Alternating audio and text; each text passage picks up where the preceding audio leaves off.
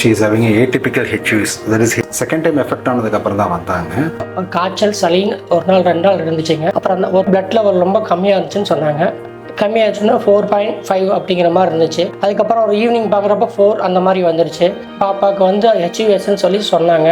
2024 இந்த பிரச்சனை ஆனதுக்கப்புறம் 2 தடவை வந்து டயாலிசிஸ் பண்ணுச்சுங்க சார். மறுபடியும் வந்து பார்த்திங்கன்னா ஒரு வருஷம் கழிச்சு இதே பிரச்சனை ஆரம்பித்ததுக்கப்புறம் 2025 மறுபடியும் 3 தடவை வந்து டயாலிசிஸ் பண்ணுச்சுங்க. இப்போ எப்படி இருக்கா அப்படிங்க? இப்போ ப்ரெசென்ட் எப்படி இருக்கா சார்? ப்ரெசென்ட்டில் வந்து பார்த்திங்கன்னா 100, 110 அப்படி தாங்க சார் இருக்குது. நார்மலாக அதுக்கு மேலே போகிறதில்ல. இப்போ இதில் வந்து பார்த்தீங்க அப்படின்னா before it was advised 4 times இல்லைங்களா? 4 நேரம் நைட்டு 2 மணிக்கு ஒரு டைம் கொடுக்க வேண்டியது இருந்துச்சு. Now it was reduced. Night time வந்து பிபி டேப்லெட் நம்ம இப்போ ரெடியூஸ் பண்ணிட்டோம்.